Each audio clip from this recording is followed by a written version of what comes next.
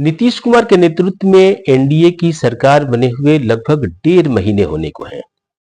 और उसमें उप मुख्यमंत्री विजय सिन्हा का कद छोटा किया गया है और सम्राट चौधरी उनसे सीनियर नेता के तौर पे स्थापित होते जा रहे हैं।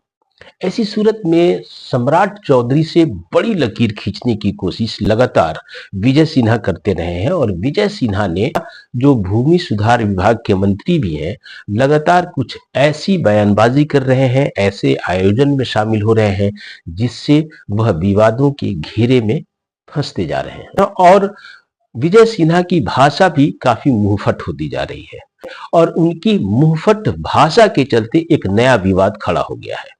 भूमि सुधारों के मामलों से जुड़े तमाम संवादों में, जिसे वो जन संवाद का नाम दे रहे हैं, वो बैठते हैं और जनता के सामने अधिकारियों को अपमानित करते हैं और जिसमें वो चीख कर चिल्ला के कहते हैं कि एसीओ ठीक कर देंगे, खड़े खड़े सस्पेंड कर देंगे, सुधर जाओ नहीं तो हम सुधार देंगे। इस तरह की अमर्यादित भाषा के इस्तेमाल से राजस्व सेवा संघ ने विद्रोह का बिगुल एक तरह से फूंक दिया है। उसने बजाते 2 पेज की एक चिट्ठी मुख्यमंत्री नीतीश कुमार को लिखी है जिसमें साफ साफ कहा गया है कि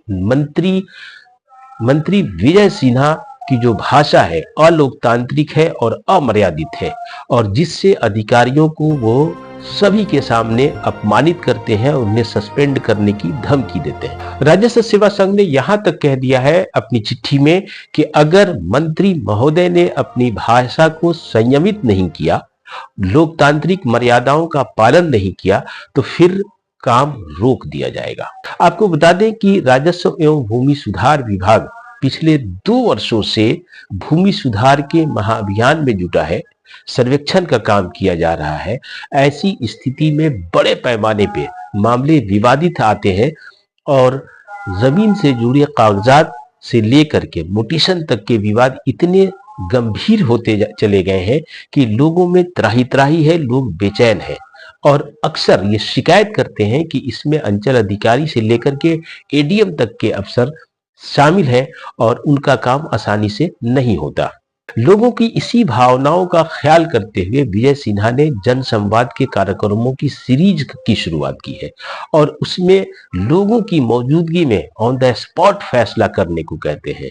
इस तरह की चीजें व्यवहारिक रूप से संभव नहीं है, ऐसा राजस्व सेवा संघ का कहना है। राजस्व सेवा संघ का साफ साफ कहना है कि पिछले 70-80 सालों से जमीन के मामले इतने पेचीदे और इतने उलझे हुए हैं कि जिसकी जवाबदेही मौजूदा अधिकारियों पे नहीं डाली जा सकती है। ऐसी स्थिति में अगर भीड़ के सामने अधिकारियों को अपमानित किया गया, उनको हतोत्साहित किया जाता रहा, तो फिर काम नहीं हो सकता है और ऐसी सूरत में एक कड़कदार चिट्ठी मुख्यमंत्री नीतीश कुमार को राजस्व सेवा संघ के अध्यक्ष आनंद कुमार के हस्ताक्षर से भेजी गई है और इस चिट्ठी में साफ साफ बताया गया है कि अगर किसी समस्या के लिए कोई अधिकारी जिम्मेदार है तो जन प्रतिनिधियों की जिम्मेदारी भी तय होनी चाहिए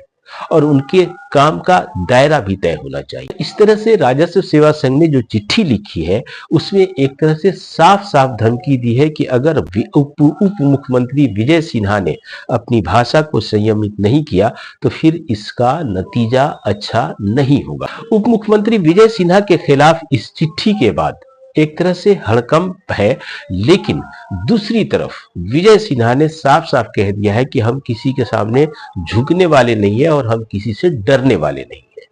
माना जा रहा है कि विजय सिन्हा की जो मुंहफट भाषा इन दिनों चल रही है, दरअसल